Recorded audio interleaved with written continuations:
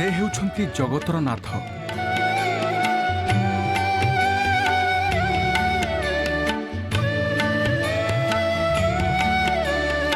सेथिलागि नाम पाइछन्ति जगन्नाथ।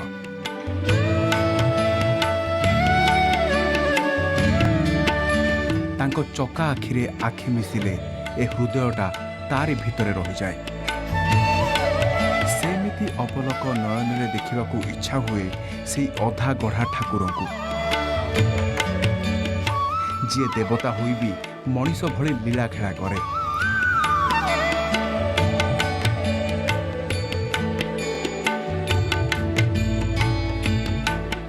से जगन्नाथंकर आसुछि घोष यात्रा, चली व्यापक प्रस्तुति।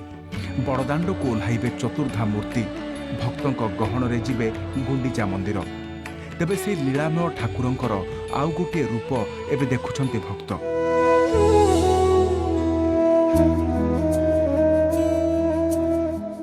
स्नान विधि स्नान करिबा परे जोर पीड़ित प्रभु काहाकू देखा देउ नाहांती। अणसर घरे लुचि जाइछन्ति। आउ ठीक सेतिकी बेले से दर्शन देउछन्ति अलारनाथ रूपरे।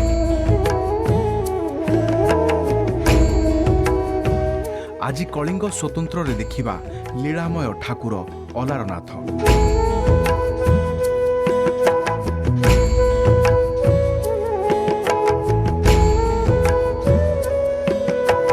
श्रीक्षेत्र रे दारु ब्रह्म अधागढ़ा श्री जगन्नाथ स्वरूप ब्रह्मगिरी रे पूर्ण ब्रह्म शिला ब्रह्म महाप्रभु श्री अलारनाथ। श्रीक्षेत्र रे जगन्नाथंकर जो सब नीतिकांति होता है आ जो सब पुण्य पर्व जानिजात होता है महाप्रभु श्री अलारनाथंकर से ही बड़ी जानिजात पुण्य पर्व सह नीतिकांति होता है।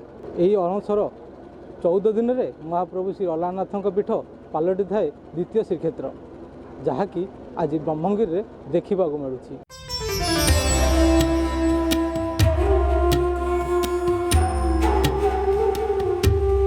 ऐतिह्य किंबदंती आधार महिमादीप्त कपिल संहिता, वामदेव संहिता, स्कंद पुराण, नीलाद्रि महोदय आदि रे प्रभु श्री अलारनाथंक महिमा विस्तृत भावे वर्णित।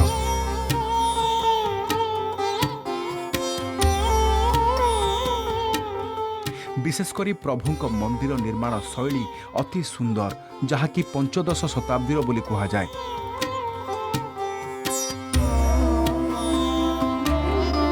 राजा चोड़गंग देवंक समय आरंभ होइथिबा मंदिर तांको पुत्र कामारनाभ देवंक समय संपूर्ण होइथिला एभली मत देइथांती केही केही गवेषक माने। वर्तमान जो मंदिर रहिछि ताहा तृतीय मंदिर बोली कहा जाए, हेले एही प्रसंग गवेषणा सापेक्ष।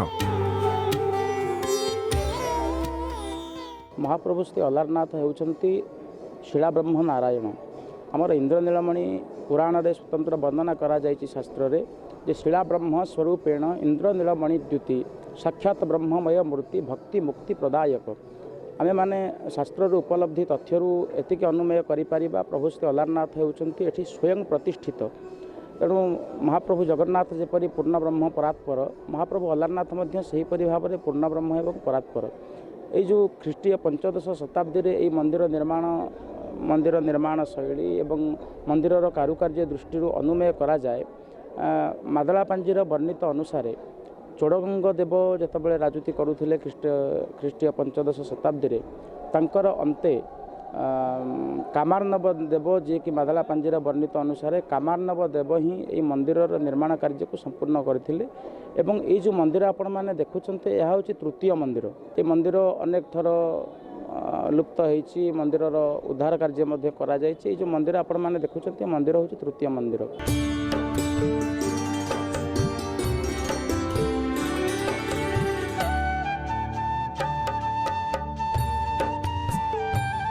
श्रीक्षेत्र में महाप्रभु दारुब्रह्म जगन्नाथ रूप में पूजा पाउथुबा बेले ब्रह्मगिरी अवस्थापित पूर्ण स्वरूप शिला ब्रह्म प्रभु श्री अलारनाथ देव, जहाँ जगन्नाथ अणसर घरे थिबा बेले दर्शन करा जाए। तेबे एही शिला ब्रह्म को नहीं अनेक किंबदंती रही। आउ खीरी भल पाउथुबा एही ठाकुर कथा शुणिले आपे आपे आखि बुझी हो जाए, हृदय भक्ति भावना लीन हो जाए।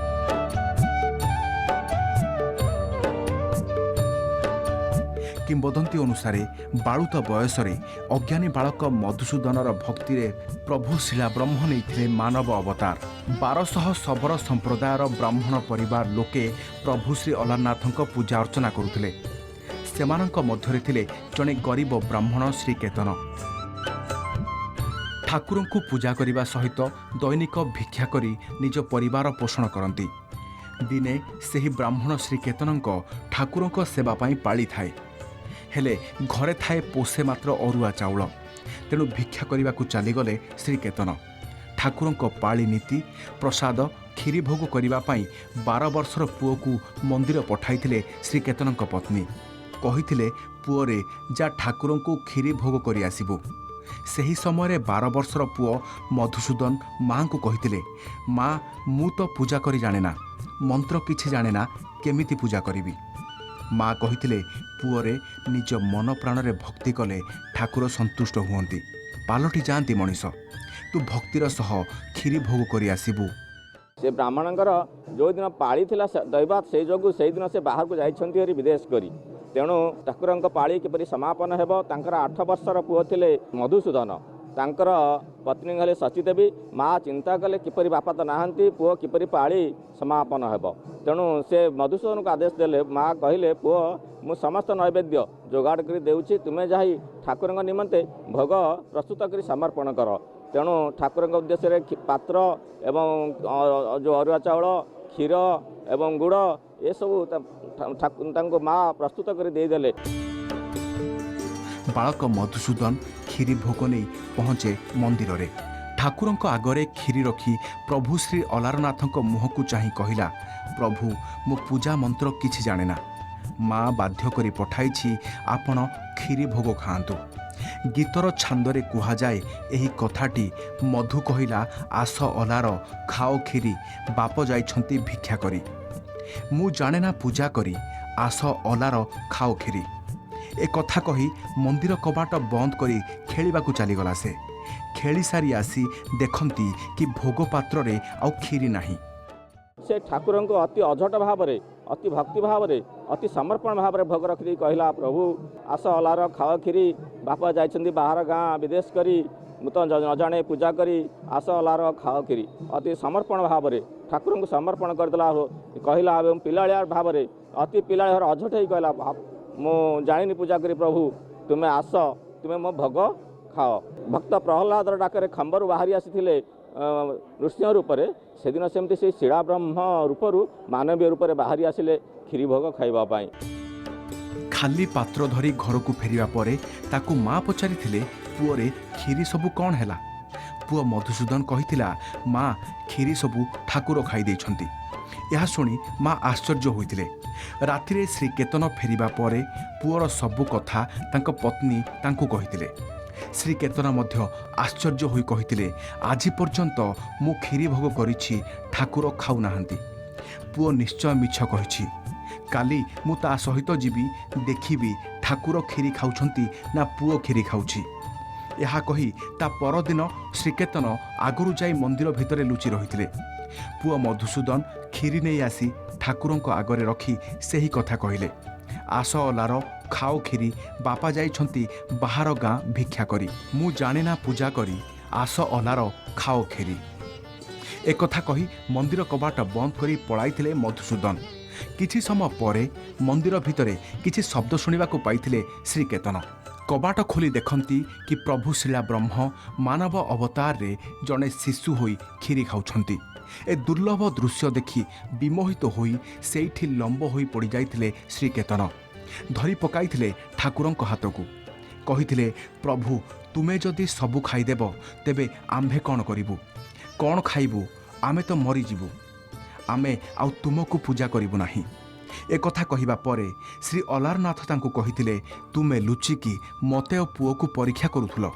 তার মন রক্ষা করিবা পাই মোর এই মানব অবতার গ্রহণ করিবাকু পড়িলা।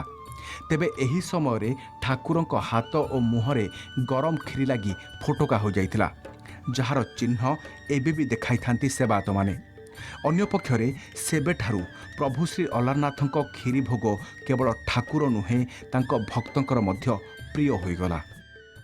ପୁଅ ଯେତେବେଳେ ମଧୁସୂଦନ ଯାଇ ଭୋଗ ଛାଡ଼ିଦେଇ ପୁଣି ସେଇ ଭାବରେ ଡାକିଲା, अति समर्पण डाकिला आस अलार खाओ खीरी बापा जाइछन्ति गाँव गाँ विदेश करी मु तो न जाने पूजा करी आस अलार खाओ खीरी ये जो समर्पण भाव से डाकिला से समर्पण पुणी ठाकुर आसीगले खीरी खाइबापी से पात्र निकट को आसिले खीरी खाई चलीगले से समय जो मधुसूदन तांकर आग्रह संभाली पारे ना अति उत्सुकतार सहित ठाकुर पाखक हाथ को धरीदे धरीदा समय ठाकुर जिते जाऊँच अपसरी जाऊँच सेतिक बेले हाथरू खीरी से ततला खीरी गरम खीरी हाथ में पड़ा छाती में पड़ा एवं मुखरे पड़ा जार फटका दाग एबे भी रही अछि। आज तुम जमी अभिमान प्राण विसर्जन करने जाऊल समग्र संसार भक्त मैंने 365 श्रीक्षेत्र में नीलाद्रि देखिले जी पुण्य ब्रह्मगिरी ब्रह्माद्रि से अणसर समय जब गोटे दिन देखिए से पुण्य फल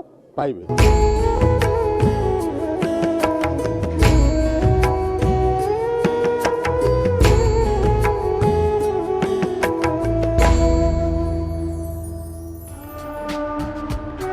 आषाढ़ मासरे प्रभु श्री जगन्नाथ होइथाए रथयात्रा ता पूर्वरु स्नान पूर्णिमा चतुर्धा मूर्ति 108 गरा सुबासित जल स्नान पर ज्वर पीड़ित हुअंती सही समय महाप्रभु खेली निज भक्तों सहित लीला। पुराण में वर्णित अणसर समय प्रभु चतुर्धा मूर्ति अणसर घरे चली थाए गुप्त उपचार आ प्रभुंक दर्शन मिले नाही। तेबे 1510 मसीह श्री जगन्नाथ परम भक्त श्री चैतन्य सुदूर कलिकता नदियारू संकीर्तन करी पहुंची श्रीक्षेत्र पुरी धाम सेठारे स्नान मंडपर प्रभुंक दुर्लभ स्नान देखि विमोहित होइतिले। परदिन प्रभुंक दर्शन पाई श्रीमंदिर में पहुंची देखती खाली पड़ी रत्न सिंहासन।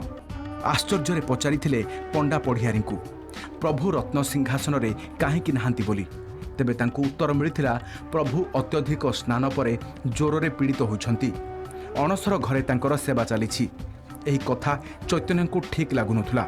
से निजर भक्ति साधना रे निश्चय किछि भूल रहिछि बोली भाबिथिले। सेथिपाई प्रभु दर्शन देउनाहांती बोली तांक मन को आसिला। तेणु से भाबिनेले एही पापी शरीर को आज समुद्र रे लीन करिदेबे।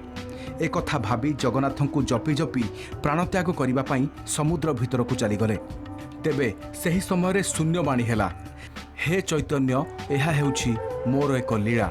जेपरी मोर भक्त माने ज्वर पीड़ित होइथांती सेहीपरि मोर मध्य ज्वर होइथाए। एही समय तुमे मोर एही दारु ब्रह्म दर्शनरू वंचित रहिब। सेथिपाई तुमे एहीठारू प्राय 4 कोश दक्षिण को जिबा परे सेठारे ब्रह्मधाम ब्रह्मगिरीर अलार ग्राम मोर पूर्ण ब्रह्मस्वरूप शिला ब्रह्म को दर्शन करिब। यह शुणा पर एठाकू चैतन्य आगमन होइतिला।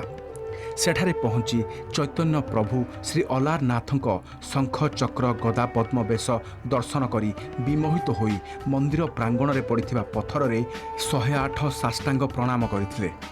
सही क्षण पत्थरटी चैतन्य सर्वांग चिन्ह परिणत हैला। आज भी सही पत्थर तार एक किंबदंती भाव रही। तेणु प्रभात अच्छी 365 दिन श्रीक्षेत्र में श्री जगन्नाथ दर्शन में जो पुण्य मिलता है यही अणबसर समय गोटे दिन श्री अलारनाथ को दर्शन करी समान पुण्य मिले।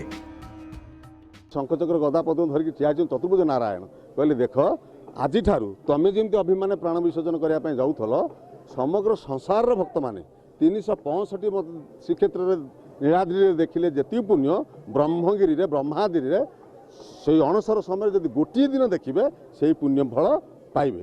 तेणु से दिन ठारू आज पर्यंत सी अणबसर दर्शन चली। चैतन्य जितेबाला आसी यही जगार पहुँची देखी ठाकुर कमनीय रूप को शांतकारं भुजगशयनं पद्मनाभं सुरेशं विश्वाधारं गगन सदृशं मेघवर्णं शुभांगम लक्ष्मीकान्तं कमलनयनं योगिविध्यानगम्यं वंदे विष्णु भवभयहरं सर्वलोकैकनाथं। से नारायण को जो देखी शरीर पुलकित हो जे जगन्नाथ से अलारनाथ एक ब्रह्म द्वितीय नास्ति। सेठारे दारु ब्रह्म एठारे पूर्ण ब्रह्म सेठारे आत्मा एठारे जीवात्मा एठारे नदी सेठारे समुद्र। महाप्रभुंर ये तो गंगा जमुना सरस्वती नर्मदा सिंधु कावेरी जे भी जल हुंतु से सब समुद्र में मिशीगला जमी सत्ता बोली किसी रुहे ना से भाई जितेबले आसी अलारनाथ ठारे श्री चैतन्य आत्मा मिसी जाइए। आपड़ देखिए 108 प्रणाम करते चैतन्य महाप्रभु गोटे विराट प्रस्तर चिन्ह ब्रह्मगिर किसी अंश से ही पथर अद्याब्धि चिन्ह रही सर्वांग चिन्ह। आपण मस्तक ठारू श्रीचरण पर्यंत महाप्रभुंकर सर्वांग विद्यमान श्री चैतन्यंकर इतिहास रही। सेबेठारू 14 दिन धरी एही अणसर दर्शन चली थाए। लक्षाधिक भक्तों समागम को नहीं प्रशासन पक्षरु व्यापक सुरक्षा व्यवस्था करा जाए। प्रत्येक दिन भोर 4टारू मंदिर खोलिबा परे महाप्रभुंक समस्त नीति संपन्न हुए। सकाळ 6टारू सर्वसाधारण दर्शन आरंभ होइथाए। श्रीक्षेत्र महाप्रभु अणसर समय अणसर पिंडी में गुप्त नीति चली थाए। आ से गुप्त नीति चलता बेले द्वितीय श्रीक्षेत्र पलटि थाए ब्रह्मगिरी महाप्रभु श्री अलारनाथ पीठ। 14 दिन धरी महाप्रभु श्री अलारनाथ पीठ में जगन्नाथ प्रेमी भक्त मैंने छुट्टी आसी था महाप्रभु को शिलाब्रह्म दर्शन पाई। आ ये हूँ से दर्शनर महान पुण्य फल। पुरी जिला ब्रह्मगिरी रे विराजमान होइछंती प्रभु श्री अलारनाथ। कुहा जाए यह श्रीमंदिर ठारू मध्य आहुरी पुरातन। एही मंदिर भुवनेश्वर ठारू 59 एवं पुरी ठारू मात्र 23 किलोमीटर दूर। यातायात रे कौनसी समस्या उपजे नाही। गत 2 वर्ष धरी कोरोनार आतंकरे एही समय दर्शन बंद रहितिला। तेणु चलित वर्ष विशेषकर छुट्टी दिन में भक्तंकर प्रबल भिड़ लगुछि। एही मंदिरर चारिपाखरे अन्य देवादेवी अछंती। श्री चैतन्य, नवग्रह एवं महालक्ष्मी मूर्ति मध्य पूजा पाउछंती।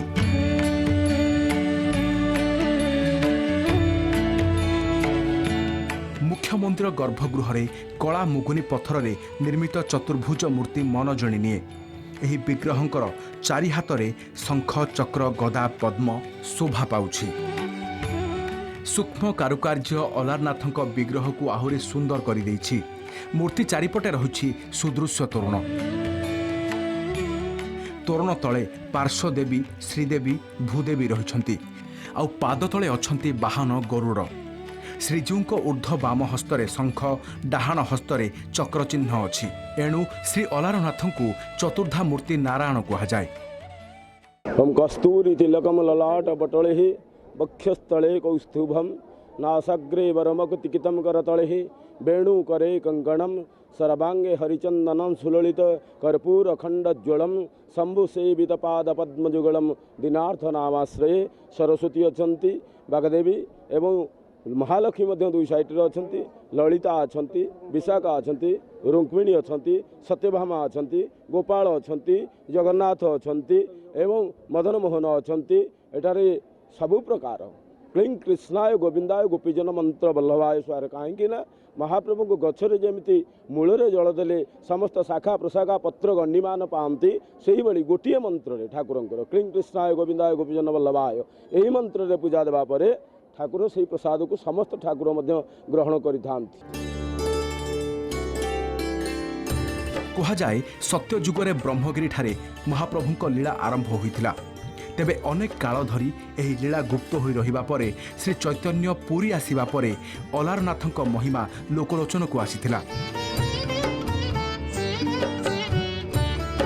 अवश्य अणसर समय बाद वर्षर प्रत्येक दिन में रीतिनीति अनुजाई श्री अलारनाथଙ୍କ ठारे पूजार्चना और भोग आदि करा जाए। पुरी मंदिर भली एठारे मध्य विभिन्न कार्य पाई भिन्न भिन्न सेवायत नियोजित अछंती। तेबे एही अणसर समय प्रभुଙ୍କ दर्शन पाई देश विदेशरू छुट्टी आसंती लक्ष लक्ष भक्त। कारण ए दुर्लभ समय आसे वर्षकू मात्र थरुटिए।